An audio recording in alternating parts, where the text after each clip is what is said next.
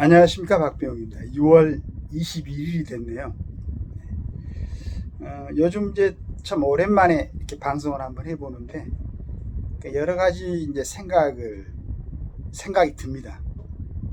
뭔가 이게 뭐 정리되지 않는, 여러 가지로 정리되지 않는, 더구나 또 이제 그 우크라이나 러시아 전쟁보다도 더 훨씬 더 지금 이스라엘의 이란과의 어떤 전쟁이죠. 전쟁 이렇게 벌어지고 있는데 참 그 안에서 어떤 본인들의 삶, 누구나 마찬가지로 푸틴이든지 간에 무슨 뭐 트럼프든지 간에 또 어떤 한 사람이 누구든지 간에 다 소중한 귀중한 그런 생명인데, 한 세상 나왔다가 어떤 사람들은 그런 권좌에서 자기들 마음껏 이렇게 어떤 힘을 휘둘려 보고 생을 마치는 사람들이 있는가 하면 아무런 본인의 의사와 관계없이 그냥 죽어가는 그런 사람들도 있죠. 여러 가지 이렇게 생각을 해보면서 제가 가끔씩 뭐 이제 제가 뭐 선인지로 같은 데다가 넉자 단어로 만들어진 주문하고 그 다음에 반야신경 이런 것 하면서도 굉장히 미안한 생각을 합니다. 왜냐하면은 원래 가지고 있던 뜻을 저도 혹시 또 뭐 왜곡시키거나 제 어떤 좁은 그러한 시각으로 얘기를 하고 그러는데 그 점에 대해서 널리 양해를 구합니다. 왜냐하면 제가 갖고 있는 어떤 뭐 소양이라든가 지적 어떤 그 수준이 그 정도밖에 되지 않기 때문에, 또 그보다 더 깊은 의미를 갖고 계신 분들은 또 그런 기회 한번 본인 스스로 이렇게 생각해보는 그런 기회를 가졌으면 좋겠습니다. 반야신경에 보면 이제 반야 바라 밀다고, 그러니까 어떤 수행을 하면서 깊이 깨달음을 얻게 된다면은 신무가해하고 무가해고 무유공포, 그 다음에 원리 전도 몽사이란 말이 나오죠. 전번에 제가 신무가에 대해서는 잠깐 한번 또 제 나름대로 생각하는 그 제 수준의 정도의 얘기를 잠깐 드렸습니다만은, 오늘은 원리 전도 몽상에 대해서 한번 말씀드리고, 우리가 전도라는 것은 이제 뭐 우리 기독교에서 뭐 어떤 도를 전한다 이런 뜻이 아니고 뒤집혀진다는 얘기입니다. 앞뒤가 맞지 않는, 앞뒤가 뒤바뀐 어떤 가치관의 어떤 바뀜 이런 것 같다 얘기를 또 할 수도 있겠죠. 몽상이라는 것은 뭐 헛된 꿈이라는 거죠. 앞뒤가 정리가 되지 않는, 맞지 않는 어떤 헛된 꿈 이런 걸 말하는 겁니다. 거기로부터 멀리 떨어져서 정말 그걸 갖다가 하지 않고 또 깨달음을 얻게 되면은 그 다음에는 구경열반, 이건 이제 보리살타 일반 대중들의 어떤 깨달음이 얘기를 한 거. 그 다음에 뭐 삼세세불에서는 뭐 득 안욕따라 삼막삼벌이, 그게 무상정각이라고 표현한 것 같습니다. 제가 그걸 따다가 이제 저의 선인지로에다가 이제 무상정각을 냈습니다만, 여하튼 우리 사회를 요즘 보면서 이거 좀 전도몽상에 빠져있지 않는가. 저도 마찬가지입니다. 제가 지금 이 정도의 어떤 깨달음, 뭐 느낌, 요걸 가지고 이렇게 방송한다는 자체가 어떻게 보면은 몽상일 수가 있고 전도일 수도 있을 수도 있습니다. 그러나 가능하다면은 뭐 한 호흡이라도 깊게 생각해가지고 거기로부터 좀 떨어지고 싶은, 조금은. 그런데 이제 재밌는 게 이제 그걸 생각하면서 아침에 제가 어제 어떤 유튜브에 보니까 김문수 씨가 관악산에서 운동하는 거 봤습니다. 뭐 철봉도 하고 그 다음에 누워서 이제 그 밥에 덤벨을 드는 것도 봤는데, 젊었을 때는 이제 그런 운동들을 많이 하죠. 그런데 김문수 씨는 51년생이니까 저보다도 7년이 위더라고요. 저도 젊었을 때는 좀 운동을 좀 했었는데 어느 순간에 조금 뭐 컨디션 좀 문제로 인해서 요즘은 이제 근력 운동을 잘 못하고 있는데, 대단하다고는 생각이 들었습니다. 제가 이제 뭐 원리 전도 몽상을 얘기하면서 왜 이런 얘기를 하느냐 그러면, 김문수 씨가 이제 여러 가지 뭐 활동했던 거, 뭐 특히나 뭐 이제 그 서울대를 들어갔다가 노동운동을 하고 막 이런 건 정말로 범인으로서는 접근하기, 그러니까 뭐 잠깐 뭐 노동운동을 하고 뭐 그걸 이용해가지고 지금까지 뭐 5선 6선 그 국회의원 하는 사람도 있는데, 이 양반은 정말로 어떤 형식이 아니고 철저하게 자기 나름대로는 그 시점에 자기의 어떤 그 지식이나 지혜로서는 최선을 다하는, 물론 나중에는 이제 이게 참 자기가 갖고 있던 생각이 정말로 많은 사람들을 위해서 나는 봉사한다고 했는데 이게 좀 맞지 않는 부분도 있구나 라고 생각을 하고 여러 가지 생각한 다음에 지금의 모습으로 이렇게 변화가 된 거죠. 근데 그 양반이 국회의원을 3번 했어요. 저는 이제 이분이 뭐 이렇게 대선에 나오기 전까지는 자세히는 몰랐었습니다. 그 다음에 경기도지사를 2번을 하고, 어떤 사람이 그 김진욱 목사하고 잠깐 대담하는 거 보니까 왜 이분은 이렇게 여러 가지를 해왔는데 한 번도 우리가 들어본 적도 없고 그 사람은 그 얘기를 안 했을까요? 김진욱 목사가 2가지를 얘기한 걸 들었습니다. 정치인으로서는 그런 부분에 대해서 자기 PR도 좀 할 줄 알아야 되는데 이 사람이 그게 좀 부족하다, 웃으면서 그 말씀을 하시더라고. 근데 요즘처럼 정보가 이렇게 개방돼 있고 하는데 이건 어떻게 보면 언론에 좀 문제가 있지 않을까. 그 정도 일이 있으면은, 그 정도 참 우리 대한민국에서는 갖기 어려운 그런 훌륭한 정치적 자산을 갖고 있는 사람 같으면은 본인이 안 하더라도 언론에서 얘기가 돼가지고 이렇게 전달이 돼야 되지 않을까, 이 생각이 있습니다.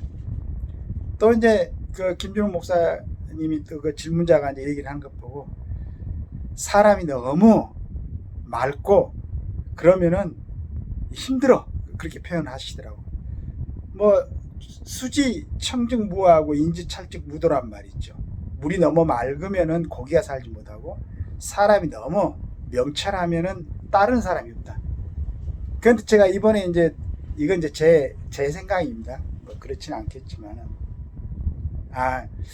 지금 정치 쪽에서 있었던 사람들은 몇몇을 제외하고는 국민의힘 국회의원들도 혹시 김문수를 찍지 않는 사람들이 있었지 않을까, 저는 그렇게 생각이 들었어요. 왜냐하면 김문수 씨가 갖고 있는, 그 사람이 막 자기는 이렇게 했다 저렇게 했다 지금까지 해온 바는 없고, 이번에 이제 대통령 선거에 나와서 그 얘기를 했습니다만, 이걸 보니까 나도 그냥 어떤 그 뭐랄까 좀 스트레스를 받는 그런 느낌이 들더라고. 어떻게 사람이 저렇게 살 수가 있겠는가, 어떻게 자기 절제를 저렇게 하겠는가.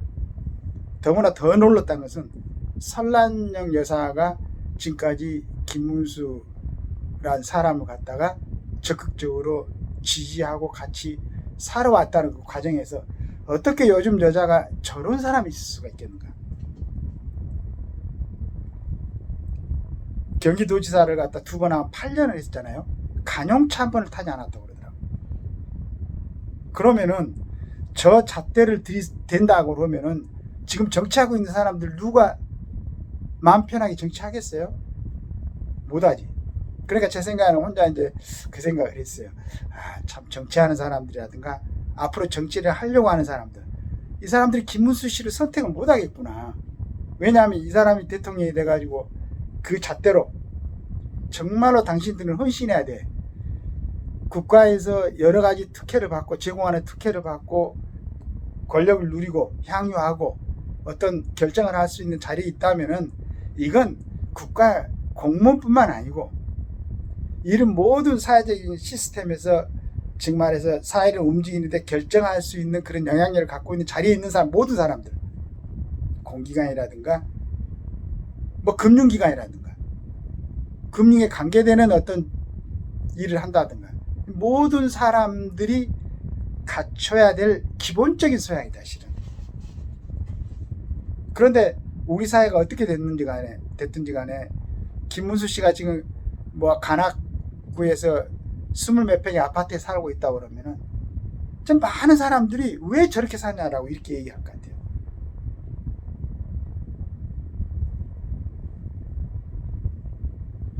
그래서 우리가 참 위대한 지도자들 몇 분이 계시죠. 그 사람들이 지금까지 물론 이제 이승만 대통령이 12년이었고 박정희 대통령이 18년이었죠.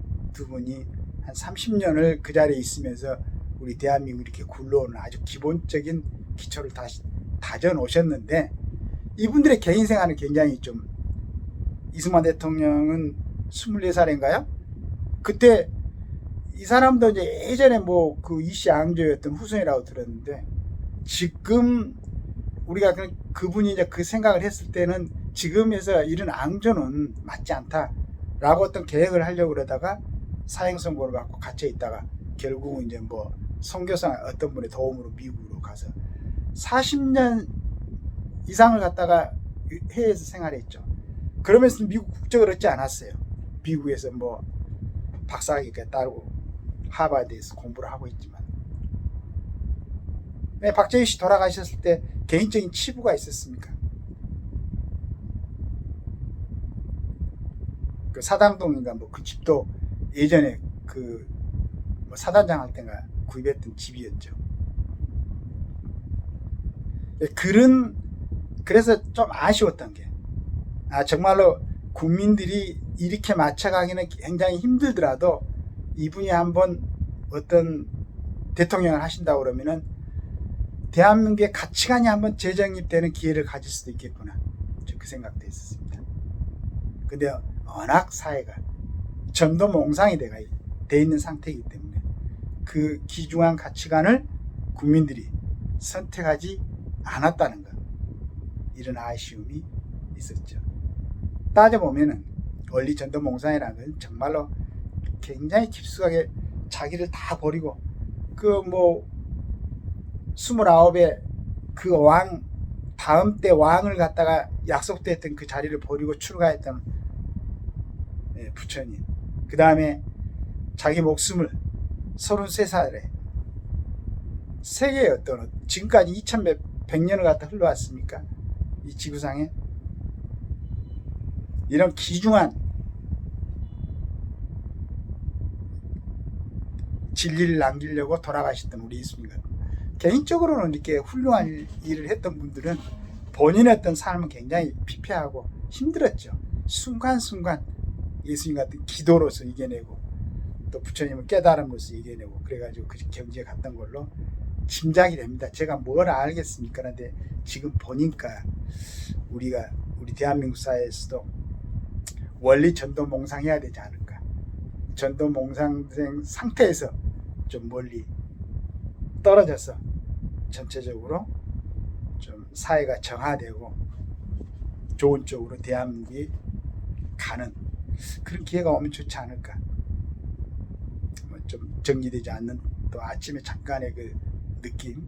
그러나 제가 이제 이번에 그 여러 가지를 생각하면서 우리 대한민국이 다시 한번 또 이런 기회가 있었으면 좋겠다 라는 생각을 하면서 아침에 잠깐 원리전도 몽상에 대해서 생각해 봤습니다.